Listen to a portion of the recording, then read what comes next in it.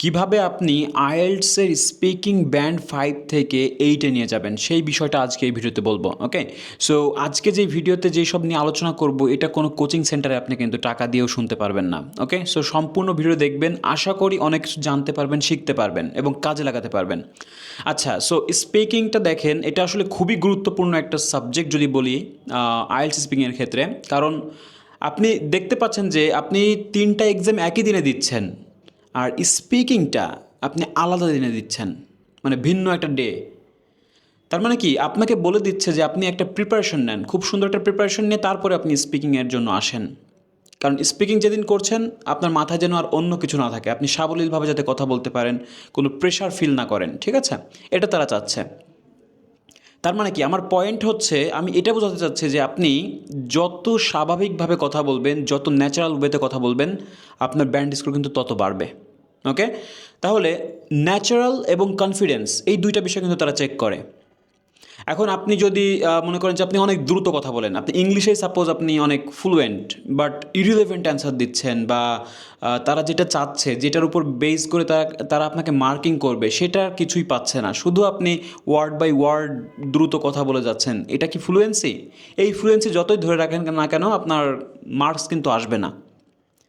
আপনি যেটা করবেন সেটা হচ্ছে, আপনাকে কিন্তু কাম ডাউন থাকতে হবে, আপনাকে শান্ত থাকতে হবে। আপনি যদি ধীরে ধীরেও অ্যান্সার দেন, যদি এফোর্টলেসলি অ্যান্সার দিতে পারেন, মনে করেন যে আপনার কথা বলতে কোনো কষ্ট হচ্ছে না, এটা যদি বোঝাতে পারেন, তাহলেই কিন্তু নাম্বার বাড়বে। আপনি দেখেন যারা ব্যান্ড 8 বা 9 পাচ্ছে, তাদের স্পিকিংয়ের ভিডিওগুলো দেখেন, তারা নট টু ফাস্ট কথা বলছে, তারা তাদের কথা স্পষ্ট করে জাস্ট শর্টভাবেই কিন্তু তারা এফোর্টলেসলি কথা বলে যাচ্ছে, মানে তাদের মতামতটাকে আর কি প্রাধান্য দিচ্ছে, মানে তারা যেই বিষয়টা বোঝাতে চাচ্ছে তার পয়েন্ট অফ ভিউটা কিন্তু ক্লিয়ার করতে পারছে। তো এটা যদি ক্লিয়ার না করতে পারেন, আপনি যতই ফ্লুয়েন্ট হন না কেন, আপনি কিন্তু ভালো স্কোর করতে পারবেন না। ওকে, ফ্লুয়েন্সি অবশ্যই দরকার আছে, কিন্তু রিলেভেন্ট অ্যান্সারের ক্ষেত্রে। এখন দেখেন যে অনেকের আসলে এটাই আসলে জানতে হবে যে কিভাবে আপনার স্পিকিংয়ের নাম্বারটা আসলে তারা কাউন্ট করে, বা কোন কোন বিষয় আসলে দেখে, সেই বিষয়গুলো আপনাকে ইনক্লুড করতে হবে। এখন আমি যদি বলি যে আপনি যদি একটু ফ্লুয়েন্সিটা ধরে রেখে যদি শুধুমাত্র একটু ভালো ফ্রেজ ইউজ করতে পারেন, ফ্রেজ, ইডিয়মস, তাহলে কিন্তু আপনার ব্যান্ড স্কোর দেখবেন যে হু হু করে বেড়ে যাচ্ছে। ওকে, কারণ এটা বাড়বে, অবশ্যই বাড়বে, কারণ তারা চেক করতে পারবে, চেক করার কোনো বিষয় বা ম্যাটেরিয়ালস কিন্তু আপনি স্পিকিংয়ে দিচ্ছেন, যার কারণে আপনার স্পিকিং তারা কিন্তু পরে চেক করে দেখবে যে না, আপনার ভেতরে অনেক ভোকাবুলারি আছে, আপনি খুব সুন্দরভাবে গুছিয়ে অ্যান্সার দিতে পারছেন। এখন দেখেন যে আমি একটা প্রশ্ন করলাম, আপনি ইংলিশেই বললেন, ইংলিশেই ঘুরায় পেঁচায় অনেক কিছু বললেন, মূল বিষয়টা কিন্তু তারা পেল না। তখন কি বুঝবে তারা? তখন বুঝবে যে এই লোক হচ্ছে ভাওতাবাজি করছে, মানে এই লোক আসলে অ্যান্সার জানে না, বা কথা বলতে পারে না, বা নির্দিষ্ট বিষয় বলতে পারে না, যার কারণে সে যা শিখে আসছে সেগুলোই বলছে। তো এইগুলো যেন মনে করতে না দেন আপনারা, ঠিক আছে? যার জন্য কি করতে হবে, আপনাকে যেই প্রশ্ন করেছে সেই প্রশ্ন ভালো করে বুঝতে হবে এবং ওইটার ডেলিভারি দিতে হবে। সো প্রথমে একটা প্রশ্ন করলো, ওইটার আপনি ক্লিয়ার করেন, মানে এক সেন্টেন্সে আপনি প্রথমেই ক্লিয়ার করে দেন, আপনার মতামত দিয়ে দেন, এরপরে ওটাকে আপনি ব্যাখ্যা করেন, কারণ ব্যাখ্যা করেন যে কিভাবে আসলে এটা হচ্ছে বা হবে। কারণ আপনি প্রথমে মানে ইন্ট্রোডাকশন যেসব লাইনে আছে সেটা নিয়ে সেখানে আপনি কি করবেন, পুরোটা ক্লিয়ার করবেন, তারপর ওটাকে আসলে এলাবোরেট করতে হয়।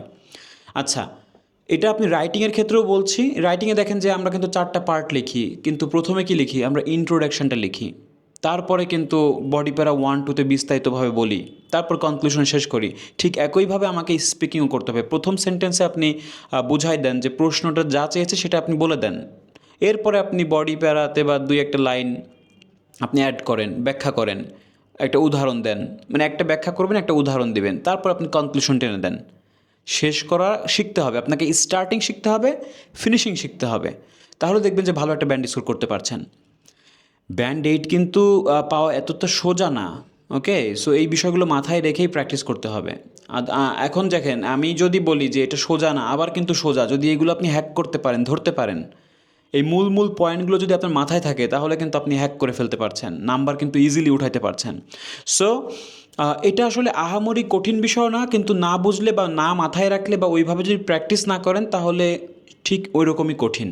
ওকে, এখন আমি যদি বলি এটা আমার কাছে একদম ইজি, কারণ কি, কারণ স্পিকিংয়ে দেখেন আপনি মাত্র 15 মিনিটের একটা এক্সাম, আপনার রিডিং 1 ঘন্টা দেওয়া লাগছে, রাইটিং 1 ঘন্টা দেওয়া লাগছে, লিসেনিং আধা ঘন্টা দেওয়া লাগছে, কিন্তু স্পিকিংয়ের বেলায় কী হচ্ছে মাত্র 15 মিনিট। তো এটা নিয়ে আমরা এত ভয় পাবো কেন বলেন তো? সো আমি বলবো যে যাদের ভয় আছে বা কথা বলতে পারেন না বা হচ্ছে সেন্টেন্স মেক করতে পারছেন না, তারা কি করবেন? তারা একটা কাজ করবেন যে আপনারা টপিক অ্যান্সার শিখবেন। ওকে, রিলেভেন্ট অ্যান্সার দেওয়ার জন্য অবশ্যই আপনাকে টপিক অ্যান্সার শিখতে হবে, যেগুলো আসলে বারবারই আসলে স্পিকিং এক্সামে আসে। ওকে, তো যেগুলো বারবারই আসে সেগুলো যদি আপনি প্র্যাকটিস করেন তাহলে আপনার আইডিয়া কিন্তু জেনারেট হয়ে যাবে।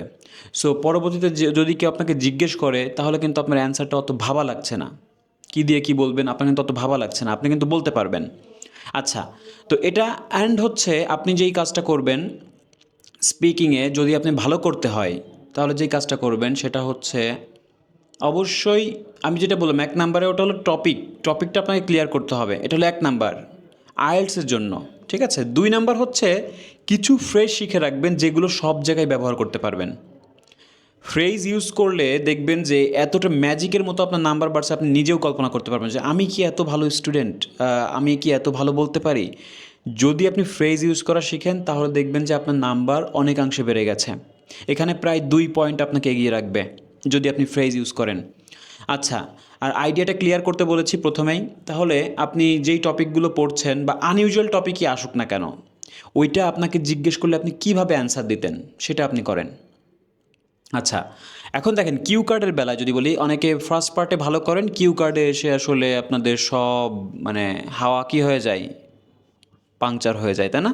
সো পার্ট টুতেও কিন্তু ভালো করতে হবে। আমাদের যে ফ্লোনেসটা আমরা ধরে রেখেছি পার্ট 1 এবং পার্ট 2তে যদি ভালো করতে পারি তাহলে স্পিকিংয়ে ব্যান্ড স্কোর বেড়ে যাওয়ার সম্ভাবনা বেশি থাকে যদি আপনি এই দুইটা ভালো করে রাখতে পারেন। অ্যান্ড হচ্ছে পার্ট 3তে আমি অনেক সময় মক টেস্ট নেওয়ার সময় দেখি যে মক টেস্ট নেওয়ার সময় হচ্ছে আপনারা কি করেন, প্রশ্নটা কিন্তু বুঝেন না অনেক সময়, কারণ পার্ট 3-র প্রশ্নগুলো কিন্তু একটু জটিল হয়, একটু বড় হয়। তো এই যে বড় বড় প্রশ্ন যদি না বুঝেন তাহলে কিন্তু সমস্যা, আপনি বুঝে অ্যান্সার দিতে হবে, আপনাকে অবশ্যই বুঝে অ্যান্সার দিতে হবে। এখন দেখেন যে আপনি যদি না বুঝে অ্যান্সার দেন তাহলে কিন্তু এখানে নেগেটিভ মার্কিং আছে। তো অবশ্যই মানে যদি আপনি কোনো কিছু ক্লিয়ার না হন অবশ্যই আপনি এক্সামের কাছে শুনবেন, could you repeated the question again, এভাবে বলবেন। এইভাবে বললে কি হবে, আপনার নাম্বার কিন্তু কাটা যাবে না, নাম্বার কাটা যাবে না, কারণ তারা এটা ক্লিয়ার করবে যে না আপনি বুঝতে পারেননি, হয়তো তারা সহজভাবে আরও বলবে, কিন্তু না বুঝে অ্যান্সার দেওয়াটা আসলে খুব খারাপ।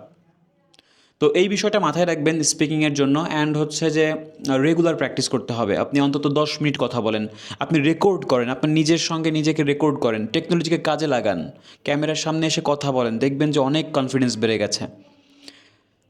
অ্যান্ড হচ্ছে যে যদি আপনার অবশ্যই একটু সাহস আপনাকে বাড়াইতে হবে, কারণ আপনি কি বলছেন বলার সময় যদি এত কিছু চিন্তা করেন যে আমার গ্রামার ভুল হচ্ছে, শাইনেস, অনেক কিছু আপনাকে চেপে ধরবে, যার কারণে কথাগুলো কিন্তু বের হবে না।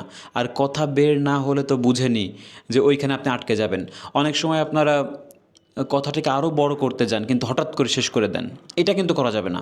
কি করেন যে কথা বলতেছেন বলতেছেন মনে হচ্ছে যে আমি আরও একটু বড় করে বলবো, তখন কিন্তু পারছেন না, মানে হঠাৎ করে আটকে যাচ্ছেন। এর চেয়ে ভালো আপনি সিম্পল সেন্টেন্স বলেন, বেশি কমপ্লেক্স করতে গেলে হয়তো আইডিয়াটা ওইভাবে আসবে না। আপনি সিম্পল বলেন কিন্তু আইডিয়াটা ক্লিয়ার রাখেন, মানে আপনার পয়েন্ট অফ ভিউটা যেন ক্লিয়ার হয়, আপনার প্রশ্ন যেটা চেয়েছে সেটা যেন ক্লিয়ার হয়, এটা বলে আপনি শেষ করে দেন। আপনি অনেক বড় করতে গিয়ে হঠাৎ করে থেমে যাওয়া, এটা কিন্তু নেগেটিভ একটা ইম্প্যাক্ট পড়ে, যে আপনি কথা বলতে চাইছিলেন কিন্তু পারেননি। এই বিষয়গুলো, এই দুর্বলতাগুলো যদি তারা টের পেয়ে যায়, আপনাকে কি নাম্বার দিবে? অবশ্যই দিবে না। তো কোথায় কোথায় নাম্বার কমে যাওয়ার সম্ভাবনা আছে, আপনি মাম্বলিং করছেন এজন্য নাম্বার কমে যেতে পারে। এই বিষয়গুলো অনেক ব্যবহার করেন অনেকে। সো এটা চেঞ্জ করতে হবে। আপনি 1-2 বার করতে পারেন, এটা ন্যাচারাল বোঝানোর জন্য করা যেতেই পারে, কিন্তু খুব ঘন ঘন ইউজ করতে পারছেন, প্রত্যেকটা ওয়ার্ড ভেবে ভেবে বলা লাগছে, এটার চেয়ে আপনি কী করবেন, একসঙ্গে একটা সেন্টেন্স বলে দিবেন, তারপর একটু পজ নেন। নট ওয়ার্ড বলে বলে থামলে তো আসলে এটা খারাপ দেখায়। সো একটা সেন্টেন্স বলবেন, দেন ডেলিভারি দিবেন ওইটা পুরোটা, আবার একটু ভেবে নেন, অসুবিধা নাই, কিন্তু যখন বলবেন তখন এফোর্টলেসলি বলবেন। এই বিষয়টা আপনাকে ডেভেলপ করতে হবে। অনেকেই কি বলবো যে অনেক বই আছে, মানে মানুষের মুখে মুখে নাম ছড়ে গেছে যে এই বই পড়লে আসলে কমন পেয়ে যাব বা এখান থেকে আসে। কমন পাওয়ার চিন্তাভাবনা করার দরকার নেই, এখানে আনইউজুয়াল টপিক চলেই আসতে পারে। সো আপনাকে ওই বই পড়লে যে আপনার সব হয়ে যাবে এরকম কিছু না। আপনি দেখবেন যে আমি একটা বই দেখেছি, নাম বলছি না, ওইটা কিন্তু সবাই ফলো করেন। ওটাতে আসলে কি হয়, সেন্টেন্সগুলো আলাদা করে দেওয়া থাকলেও আসলে সেন্টেন্সগুলো কিন্তু খুব অনেক সময় হার্ড, যেটা আসলে যারা একটু দুর্বল প্রথম দিকে আসলে এই কথাগুলো বলতে পারবেন না। তো 2-1 দিন পড়ার পরে আসলে আর ভাল লাগবে না, ঠিক আছে? বাট আমি বলবো যে আপনি সিম্পলি বলেন, নিজের আইডিয়া থেকে বলেন। আপনি একটা কথা আপনি বাংলাতে বলেন, ওটাকে আবার ইংলিশে ট্রান্সলেট করেন, পরবর্তীতে ওটা বলেন, অসুবিধা নেই। কিন্তু নিজে থেকে বলেন, ওকে? কোনো অ্যান্সার মেমোরাইজ করাটা আসলে ভালো না। আপনি আইডিয়ার জন্য পড়তে পারেন, অবশ্যই বই পড়তে পারেন, ম্যাটেরিয়ালস পড়তে পারেন, কিন্তু আপনি যদি সেন্টেন্সই মুখস্থ করে ফেলেন তাহলে হবে না। কিন্তু সেন্টেন্সে কিছু অংশ মুখস্থ করা যায়, যেমন স্টার্টিং পয়েন্ট, কোনো লিঙ্কিং ওয়ার্ড, ফ্রেজাল ভার্ব, এগুলো মুখস্থ করা যায়, বুঝে ওইগুলো আবার ইউজ করতে হবে। কিন্তু পুরো অ্যান্সার মুখস্থ করতে যাবেন না, অবশ্যই যাবেন না। এটা আসলে ওইভাবে আপনি যা ভাবছেন সেভাবে কিন্তু হবে না, তাই না? সো স্পিকিংয়ে এই বিষয়গুলো খেয়াল রাখতে হবে।